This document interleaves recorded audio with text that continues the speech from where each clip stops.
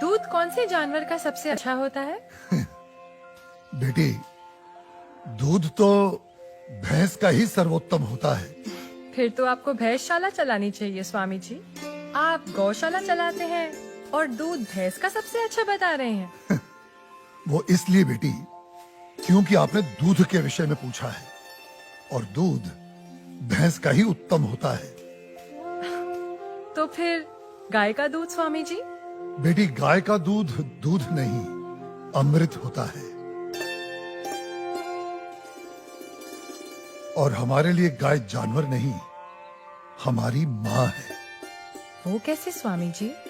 बेटी, हमारे शास्त्रों में स्पष्ट उल्लेख है, गावो विश्वस्व मातरः, गाय संपूर्ण विश्व की माता है।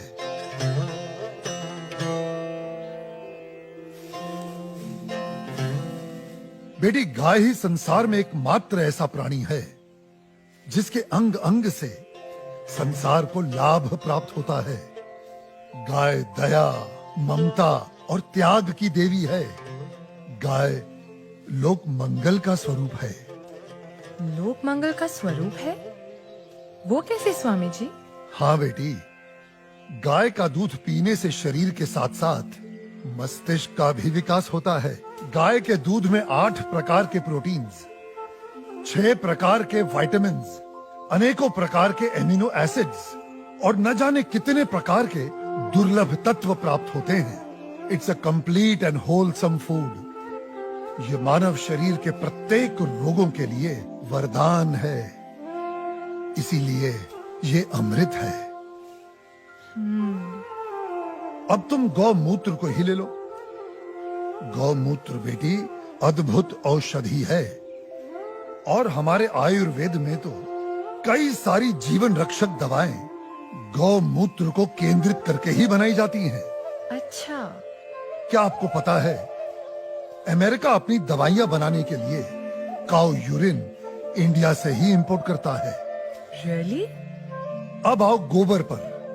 काऊ डंग, जिसका अज्ञानी लोग बहुत मजाक उड़ाते हैं, वही गोबर ईंधन और खाद यानी कोल और मैन्योर का काम करता है। It's a natural fuel and fertiliser. आपको पता है बेटी, गांव के कच्चे घरों की दीवारों पर गोबर लेपने से उन पर सूर्य की सख्त और विषाक्त किरणों का असर ही नहीं होता। ओह।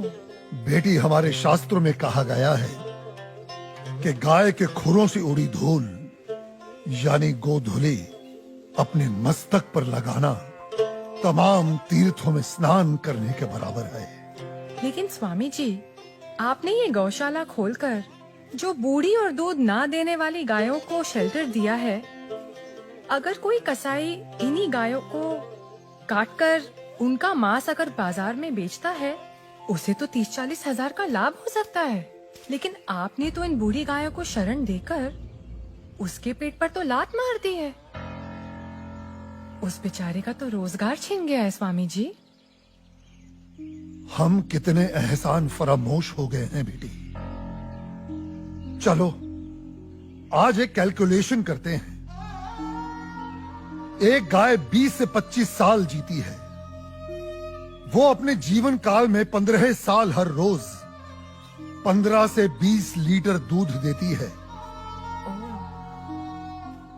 इसका मतलब एक साल में हुए तकरीबन 7,000 लीटर दूध और 15 साल में हुए 1,05,000 लीटर दूध। अब आप अंदाजा लगा लो, 1 लीटर दूध कितने का बिकता है और 1,05,000 लीटर दूध कितने का बिकेगा। अब तुम वैसे ही गोबर और गौमूत्र का भी गणित जोड़ लो। तुम्हारी आंखें फटी और खुली रह जाएंगी कि एक गाय अपने पूरे जीवन काल में कितने करोड़ों रुपए मनुष्य को कमा कर देती है। बेटी, अनेक इंडस्ट्रीज काऊ डेयरी और उसके बाय प्रोडक्ट्स पर टिकी हुई हैं। और ये गणित यहीं खत्म नहीं होता बेटी। उसकी मृत्यु के उपरांत उसकी चमड़ी, उसकी अस्थियां भी काम में आती हैं। उससे भी लोग पैसे कमाते हैं। आप 30-40 हजार रुपयों की खातिर उस ममता की मूर्त को जीवित काट कर व्यापार करने की बात कर रही हो, उसे खाने की बात कर रही हो।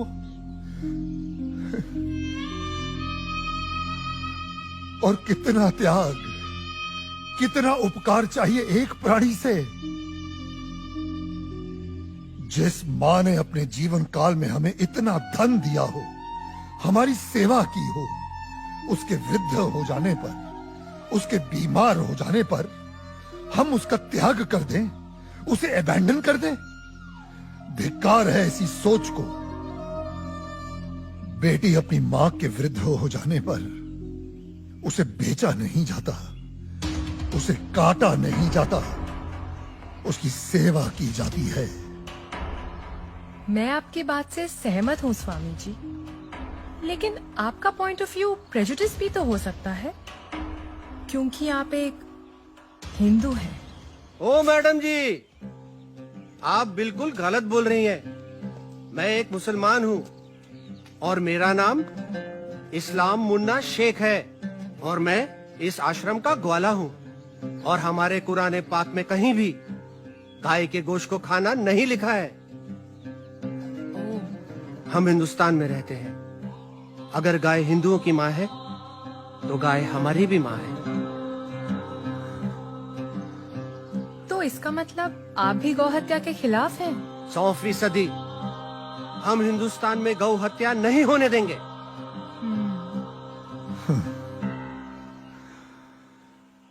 बेटी, जितनी भी बीमार, लाचार और दूध ना देने वाली गायें हैं, जिन्हें हमारे अपने ही हिंदुओं ने अपने निजी स्वार्थ के लिए त्याग दिया है, हम उन सब गायों को अपने यहां शरण देंगे। उनकी सेवा कर उनका ऋण चुका